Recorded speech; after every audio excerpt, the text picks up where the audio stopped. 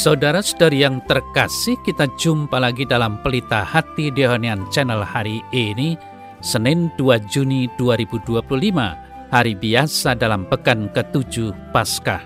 Bersama saya Romo Thomas Suratno SC dari komunitas SC Teluk Betung, Bandar Lampung, mendengar dan merenungkan sabda Tuhan, yakni firman Tuhan yang tersurat dalam Injil Yohanes, bab atau pasal 16 ayat 29 sampai dengan ayat 33.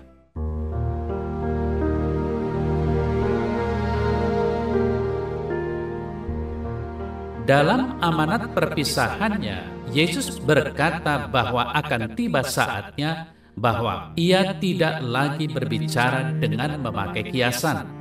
Maka para murid berkata kepada Yesus, "Lihat, sekarang engkau berkata-kata terus terang, dan engkau tidak memakai kiasan.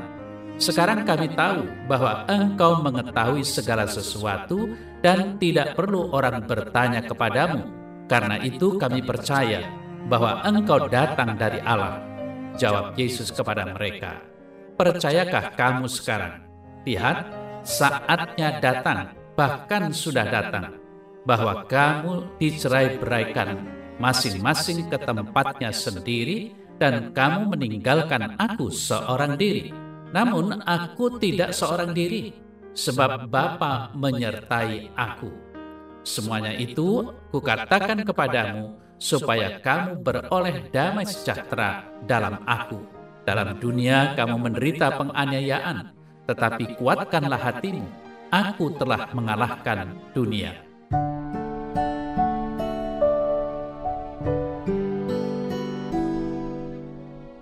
Saudara-saudari yang terkasih, setelah mendengar penjelasan Yesus tentang siapa dirinya dalam hubungan dengan Bapanya, para murid akhirnya benar-benar percaya bahwa Yesus adalah Putra Allah. Demikianlah, Yesus langsung memberi peringatan bahwa mereka akan dicerai-beraikan dan meninggalkannya seorang diri.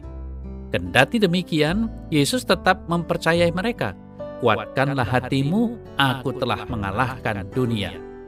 Saudara-saudari yang terkasih, Yesus tahu bahwa Ia akan segera meninggalkan para murid yang mencintai Dia. Yesus terus mempersiapkan mereka agar dapat memahami apa yang akan mereka alami setelah penyaliban dan kebangkitan Yesus. Ia telah mengatakan bahwa penggantinya akan segera datang, yaitu Roh Kudus yang adalah penghibur yang lain. Ketika Roh Kudus datang, Yesus tidak akan bersama-sama para murid lagi.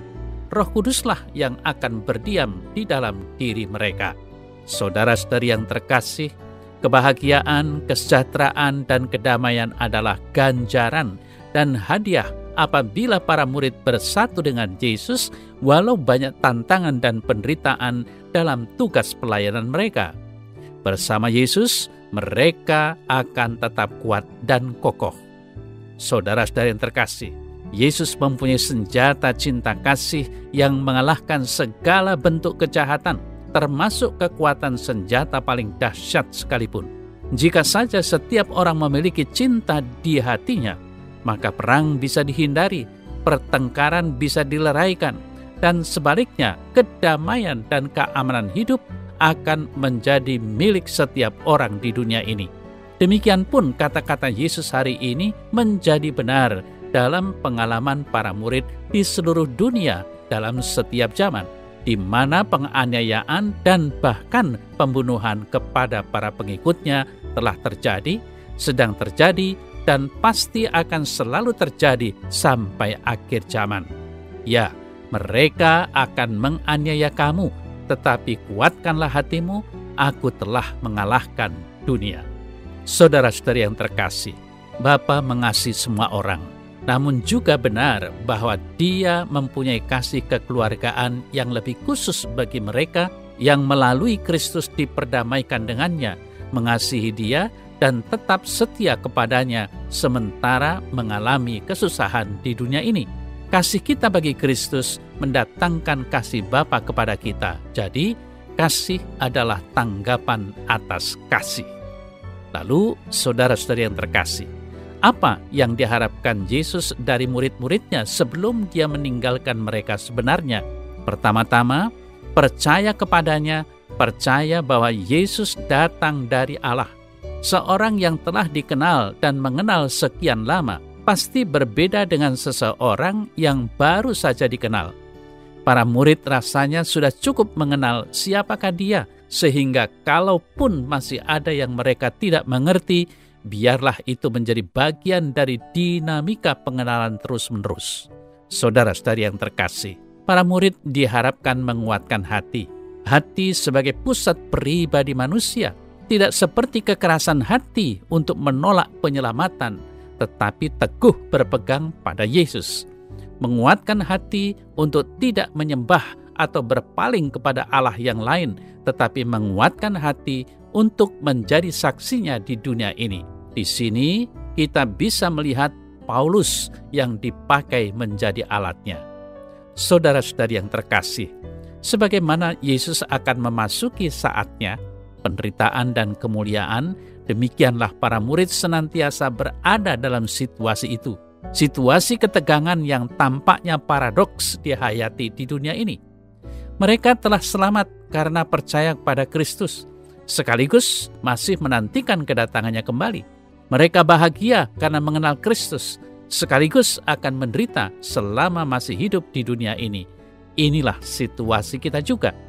Saudara-saudari yang terkasih, semoga warta Injil hari ini meneguhkan kembali semangat kemartiran dan militansi dalam beriman kita, sehingga pada saat ada penganiayaan, godaan, kesulitan dalam beriman, kita tidak meninggalkan iman, tetapi tetap setia karena Kristus yang akan selalu menguatkan dan menyertai kita.